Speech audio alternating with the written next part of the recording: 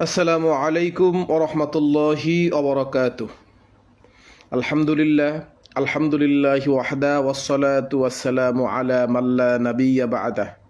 দূরের এবং কাছের, দেশ দেশান্তরের যে যেখান থেকে আমার এই লাইভটাতে যুক্ত হয়েছেন সকলকেই আমার অন্তরের অন্তরস্থল থেকে মোবারকবাদ, ধন্যবাদ, সেই সাথে সালাম জানাচ্ছি। আসসালামু আলাইকুম ওরহমতুল্লাহি ওবরাকাতুহ।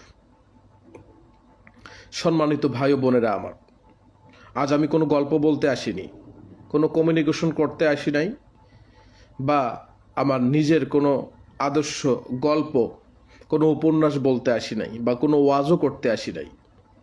আজ আমি একজন শহীদের কথা বলতে এসেছি, যে আমার রক্তের সম্পর্কের কেউ না, কিন্তু আমার হৃদয়ে রক্তক্ষরণ হচ্ছে। আমার মনে হচ্ছে আমার ফ্যামিলি থেকে কেউ একজন চলে গিয়েছে। আমি কালকে থেকেই ভারাক্রান্ত হৃদয় নিয়ে খুব কষ্ট পাচ্ছি, এজন্যই আজকে লাইভে আসা। যারা যারা দেখছেন অবশ্যই আমাকে জানাবেন আমার লাইভটি শোনা যাচ্ছে কি না, ক্রিস্টেন ক্লিয়ার কি না, আমার আওয়াজ শোনা যাচ্ছে বা ঠিকভাবে দেখা যাচ্ছে কি না। যদি দেখা যায় দয়া করে একটু জানাবেন। থাম্বনেল দেই, ভূমিকা বলার সময় নাই, খুবই সংকীর্ণ এবং অল্প সময়ের জন্য লাইভে এসেছি। দীর্ঘক্ষণ লাইভ করার কোনো মন মানসিকতা ইচ্ছা আমার নাই, আমি দীর্ঘক্ষণ লাইভে থাকতেও পারবো না। আজকে থাম্বনেলটা দিয়ে শুরু করি। আমার দাদার শত্রু ছিল ব্রিটিশরা, আমার বাবার শত্রু ছিল পাকিস্তানরা, আর আমাদের শত্রু হলো হিন্দুস্তানরা। লাউড অ্যান্ড ক্লিয়ার, এটা বলতে কোনো দ্বিধা নাই, এটা বলতে আমার আর কোনো ভয় নাই। কি করবে? ওই হাদির মতো সর্বোচ্চ মেরে ফেলবে তো ফেলুক না, অন্তত শাহাদাতের মৃত্যু তো পাবো। আজকের বিষয় এবং টপিক হলো শহীদ ওসমান হাদি রহিমাহুল্লাহর কাজ, তার প্রেরণা, তার শাহাদা নিয়ে 5 মিনিট, এর বেশি আর কথা বলবো না ইনশাআল্লাহ। আল্লাহ আমাদেরকে তৌফিক দান করুক, আমরা যেন হিম্মতওয়ালা হতে পারি, আমরা যেন জালিমকে ভয় না পাই, সত্যটা যেন উন্মোচিত করতে পারি। আল্লাহ যেন এরকম ঈমান আমাদেরকে দেয়, আমরা বলছি আমিন। আমার ওই ভাইয়ের জন্য একটু দোয়া করে নেই।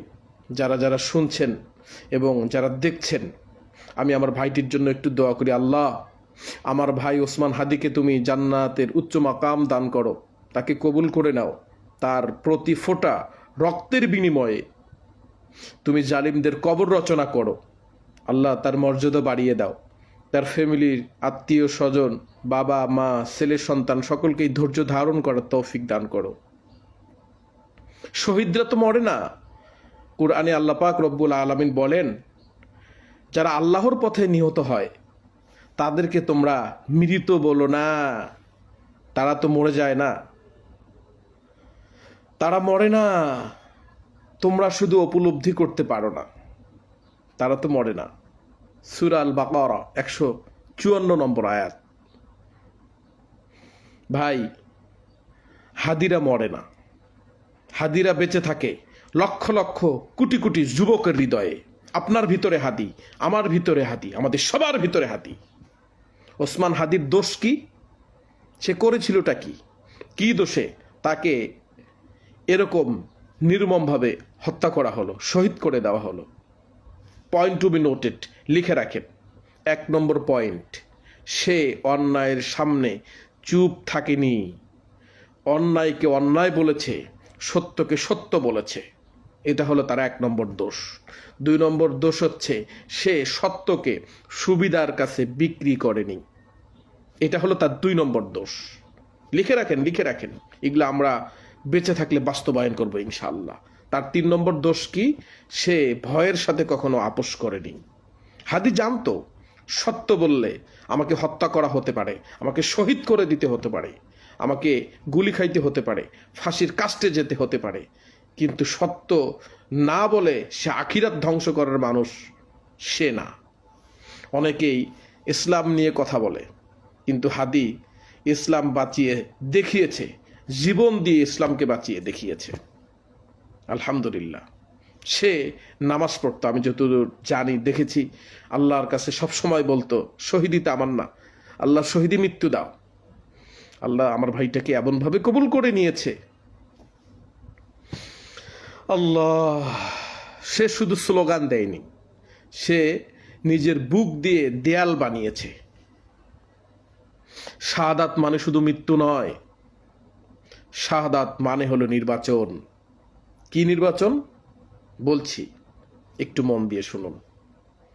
হাদি চুপ থাকতে পারত, বাঁচতে পারত, কিন্তু সে বাঁচতে চায়নি। সে আল্লাহ সন্তুষ্ট চেয়েছে। রাসূলুল্লাহ সাল্লাল্লাহু আলাইহি ওয়াসাল্লাম বলেন, যখন একটা মুমিন শহীদ হয় তার কষ্ট হয় না, এমন ছোট্ট একটা পিঁপড়ে কামড় দিলে যেরকম অনুভব হয়, সেই অনুভূতি তার ভিতরে হয়। সহিহ তিরমিজি। ভাই, হাদি কষ্ট পায়নি, কারণ কষ্ট পাচ্ছি আমরা এখনো দুনিয়ার কাছে বাধা। ইতিহাস বলে সত্য একটা কথা, জালিমের নাম ফাইলের পাতায় থাকে, কিন্তু শহীদের নাম থাকে হৃদয়ের পাতায়।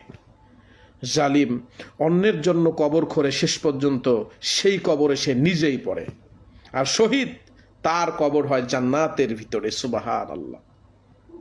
সম্মানিত ভাই ও বোনেরা আমার, আজ আপনাদের কাছে একটাই প্রশ্ন, আমরা কি হব? নীরব দর্শক নাকি সুবিধাভোগী মুসলমান, নাকি হাদির উত্তরাধিকারী, উত্তরসূরি? কোনটা হব? Choice yours. হাদি আমাদেরকে শিখিয়েছে শহীদ সবাই হবে না। জি, শহীদ সবাই হতেও পারবে না, কিন্তু সবাই চাইলে সত্য কথা অবশ্যই বলতে পারবে। আপনি যদি সত্যের পাশে থাকেন, তবে আপনিও হাদির দলে। আল্লাহ, চোখটা বন্ধ করলেই আমার ভাই হাদির চেহারাটা আমার চোখের সামনে ভাসছে। জলজন্ত একটা মানুষকে তারা শহীদ করে দিল, এ যেন আমার পক্ষে মানা ভীষণ কষ্টকর, ভীষণ কষ্টকর। আল্লাহ আমার ভাইকে মাফ করুক। আল্লাহ আমাদের ভীরু মুসলমান বানিও না, সত্যচ্যুত মুসলমান আমাদেরকে বানিও না, সত্যের পথের পথিক আমাদেরকে বানিও। মনে রাখবেন, হাদিরা মরে না, হাদিরা বেঁচে থাকে যুগে যুগে আপনার ভিতরে, আমার ভিতরে, শত শত লক্ষ লক্ষ কোটি কোটি যুবকদের ভিতরে।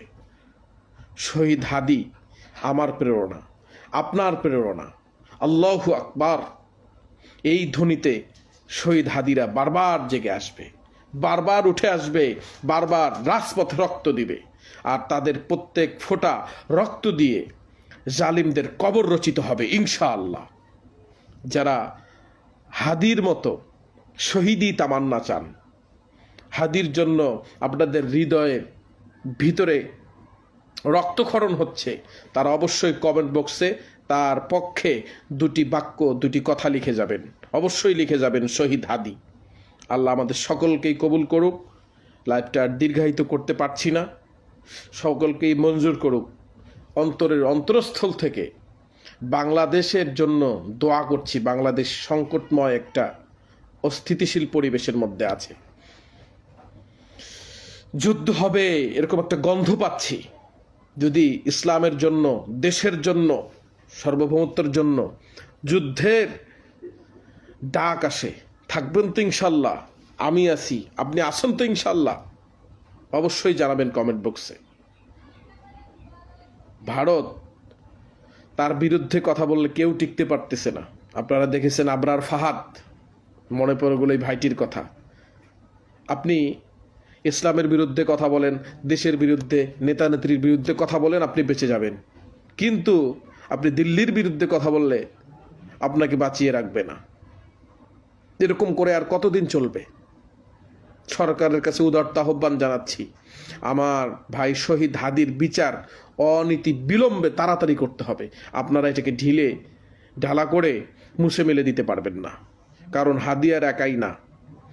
আমি হাদি, আপনারা হাদি, আমরা সকলেই হাদি। আল্লাহ আমাদের সবাইকে বোঝার তৌফিক দান করুক। ও আখির দাওয়ানা আলহামদুলিল্লাহি রাব্বিল আলামিন। সকলে ভালো থাকবেন, সুন্দর থাকবেন, সুস্থ থাকবেন। আসসালামু আলাইকুম ওয়া রাহমাতুল্লাহি ওয়া বারাকাতুহু।